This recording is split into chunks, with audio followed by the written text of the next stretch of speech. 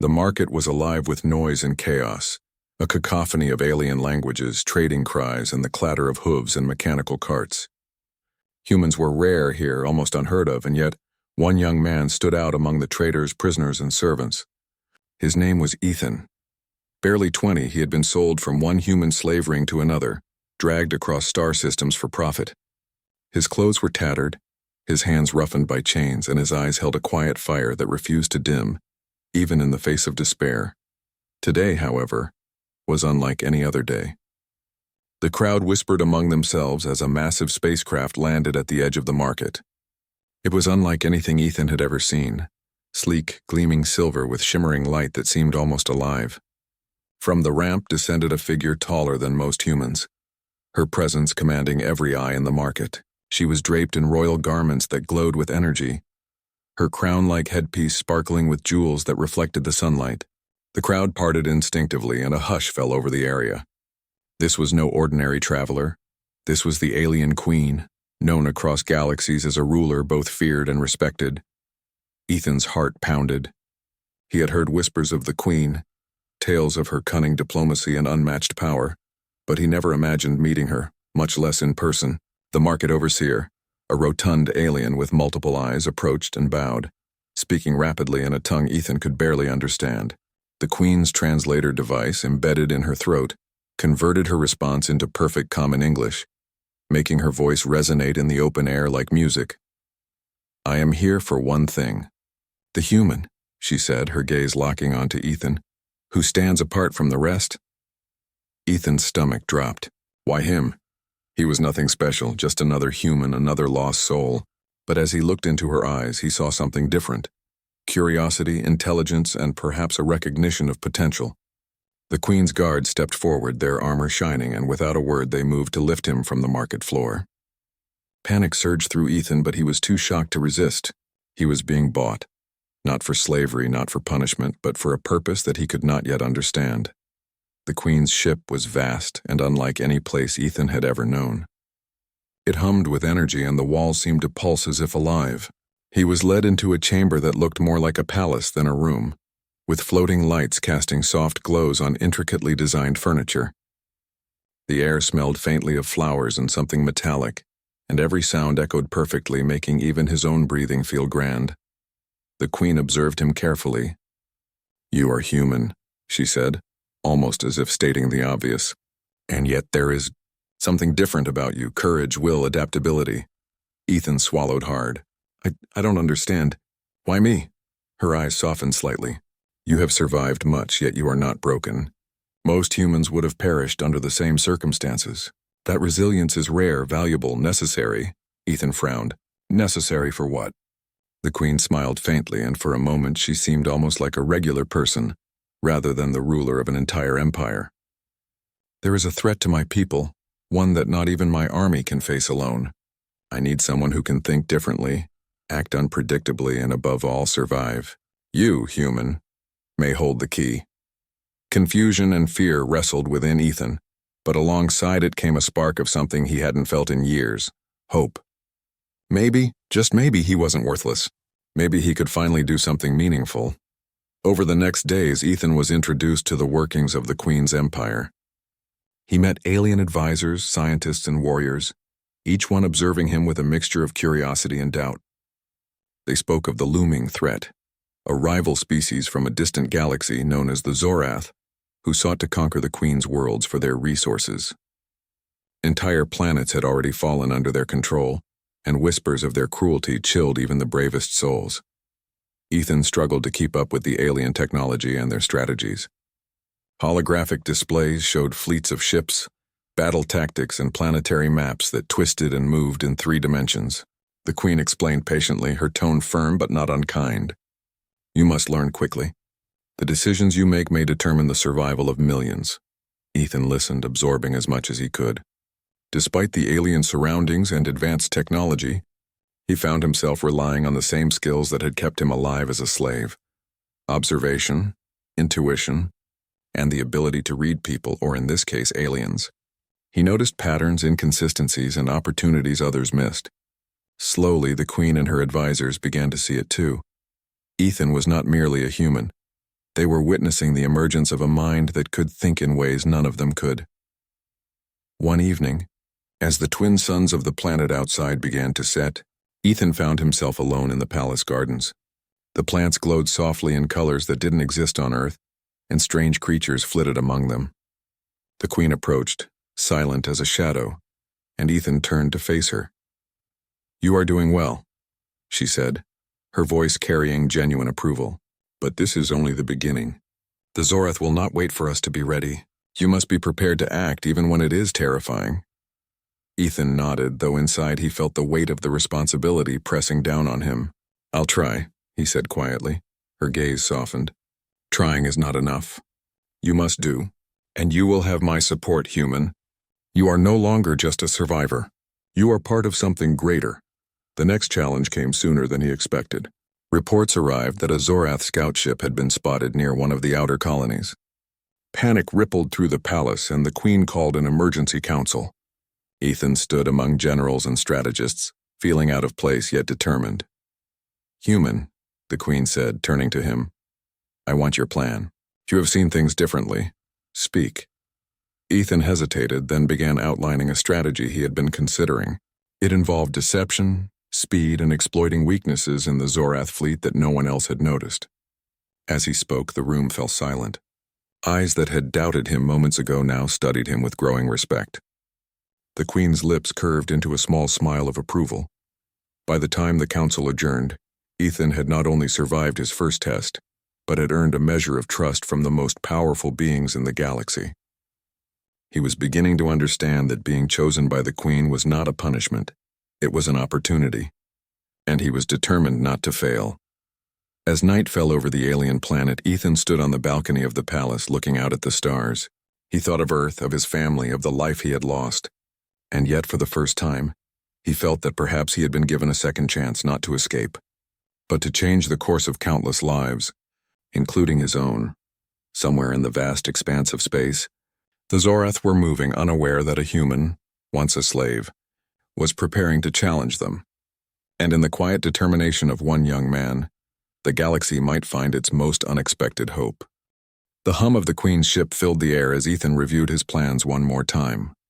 The Zorath fleet was approaching faster than predicted, and tension rippled through the palace.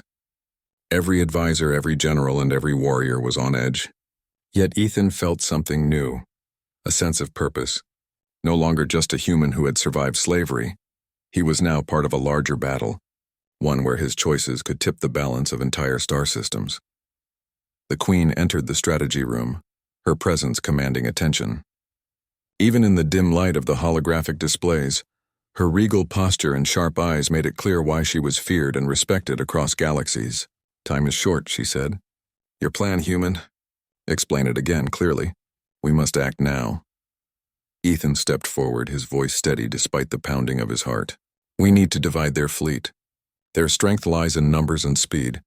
But if we can lure part of them into the asteroid field near the outer colonies, we can neutralize a significant portion without engaging all at once. Then our ships can strike the remainder from an unexpected angle, targeting their engines first. That will slow them down and give us the advantage." The room fell silent. Alien generals and strategists exchanged looks, some skeptical, others intrigued. The Queen's gaze, however, was unwavering. "It is risky," she said, "but it has merit. We will trust your judgment." Ethan felt a flicker of pride, but knew this was just the beginning. Plans on paper rarely survive the chaos of real battle. He spent hours walking through simulations, adjusting variables, and preparing the crew. He learned to communicate with alien pilots who initially found his instructions odd, but gradually recognized the clever logic behind them. By the time the Zorath ships appeared on the scanners, Ethan had gained a measure of authority that few humans had ever achieved in a galactic empire. The first clash came near the outer colonies. Ethan's strategy was executed precisely. Part of the Zorath fleet pursued the decoy ships into the asteroid field, where mines and traps awaited. Explosions lit the void of space like fireworks, and the screams of Zorath pilots echoed through the Queen's communication systems. Ethan watched tense, but his heart swelled with a strange sense of satisfaction. The human mind, he realized, could outthink even the most technologically advanced alien warriors. The remaining Zorath ships turned toward the main fleet, expecting an easy victory. But the Queen's ships, guided by Ethan's unconventional tactics, attacked from angles the Zorath had never anticipated. They struck at engines, supply lines, and communication arrays, causing confusion and panic. Slowly, the tide of battle began to turn. Amid the chaos, Ethan noticed a smaller Zorath vessel attempting to flank the Queen's flagship. Without hesitation, he boarded a fighter and intercepted it, relying on instinct, observation, and quick decision-making. The dogfight was tense, the ship twisting and darting through space like a living thing. But Ethan's persistence paid off. He disabled the Zorath vessel without destroying it entirely, capturing crucial intelligence that would aid in the final stages of the conflict. The Queen observed from the command deck, her expression unreadable. When Ethan returned, triumphant but exhausted, she nodded in approval. "You have done more than survive, human. You have proven the worth of your species. Many would have panicked, yet you acted with clarity and courage. That is rare among any species, even my own." Ethan felt a warmth in his chest, a mix of relief and pride. "I only did what I thought was right," he said. Her eyes softened, a rare display of emotion. "And that is why I chose you? Your instincts, your morality, your resilience, they are invaluable. You are more than a human. You are a symbol of hope." The battle continued for days, but the strategy Ethan had devised kept the Zorath off balance. Slowly, planet by planet, the invaders were repelled. The Queen's advisors, who had once doubted a human's role in war, now looked to Ethan for insight. He suggested troop movements, defensive measures, and logistics that no alien system had considered. Every victory reinforced the value of human creativity and adaptability. One evening, after a particularly intense skirmish, Ethan was walking through the palace gardens when the Queen joined him. The alien night sky shimmered with unfamiliar constellations, and the air was filled with a soft, bioluminescent glow. "You have changed much in a short time," she said. Ethan shrugged, though he felt the weight of responsibility pressing down on him. "I just wanted to help. I didn't expect all this attention." She laughed softly, a sound that seemed almost human in its warmth. "Attention is inevitable when one alters the fate of an empire. You have done more than any human or alien could have imagined. You have not only saved my people, but also shown that humanity is not to be underestimated." Ethan felt a surge of pride, but also humility. "I couldn't have done it alone. Your people, your ships, your guidance, they made this possible." The Queen nodded. "True, but your perspective made the difference. You thought beyond rules, beyond expectations. That is the essence of what I call ingenuity, and it is rare." Days later, the final confrontation occurred near the heart of the Zorath fleet. Ethan, aboard the Queen's flagship, coordinated attacks while the Queen herself led the main forces. The Zorath were relentless, but Ethan's strategies had sown confusion and mistrust among their ranks. Ships turned on one another, supply lines were cut, and their commanders fell one by one. In a daring maneuver, Ethan led a small strike team directly to the Zorath command vessel. The operation was dangerous, but he relied on every skill he had learned since being bought by the Queen. Using clever misdirection, the team infiltrated the vessel and disabled its core systems. The Zorath fleet, now leaderless and confused, was forced to retreat. Cheers erupted throughout the Queen's ships. Aliens who had once doubted humanity now hailed Ethan as a hero. He had done what few could. He had saved a civilization, not through brute force, but through intelligence, observation, and courage. When the dust settled, the Queen called a council to recognize the human who had changed the course of the war. Aliens of every species present looked at Ethan with admiration. The Queen herself stood before him, regal and imposing as ever. "You have earned your place among us," she declared. "Not as a servant, not as a pawn, but as a valued member of this empire. You have shown that humans, though few in number, are capable of extraordinary deeds. Your species has qualities that many have overlooked: creativity, resilience, and an indomitable spirit. You have proven that even the smallest, most overlooked being can change the fate of worlds." Ethan felt a mixture of pride and disbelief. I don't know what to say," he admitted. "You need say nothing," the Queen replied. "Actions speak louder than words, and yours have spoken clearly. Humanity has earned its respect, and you have earned your place." In the following weeks, Ethan continued to work closely with the Queen and her advisors. He helped rebuild colonies, establish trade routes, and strengthen defenses against future threats. His ideas, once dismissed as unconventional, became standard practice. Human ingenuity, he realized, was not limited to survival. It could shape entire civilizations. For Ethan, life had changed in ways he could never have imagined. The young man who had once been sold as a slave was now a key figure in an interstellar empire, trusted by a queen and admired by species across galaxies. He had discovered that courage, intelligence, and a willingness to act could elevate even the most overlooked being to greatness. One evening, as he watched the twin moons rise over the alien landscape, Ethan felt a deep sense of belonging. The galaxy was vast and full of unknown dangers, but he no longer felt powerless. He had a purpose, allies, and the chance to make a difference. Humans, he realized, were not weak, not helpless, and not insignificant. They were capable of changing the universe itself. And as the stars shimmered above, Ethan understood the truth that had carried him through every hardship. Survival alone was not enough. It was courage, creativity, and the willingness to act that made a being truly remarkable. He had survived slavery, escaped despair, and now stood as a symbol of humanity's potential. The queen approached silently, placing a hand on his shoulder.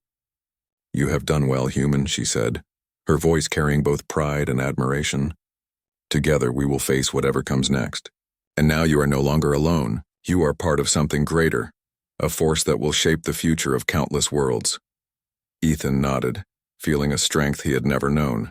The galaxy stretched out before him, full of possibilities, dangers, and opportunities. He was no longer just a human survivor. He was a beacon of hope, a bridge between worlds, and a reminder that even the smallest spark could ignite a galaxy. The war had ended, but a new chapter had begun.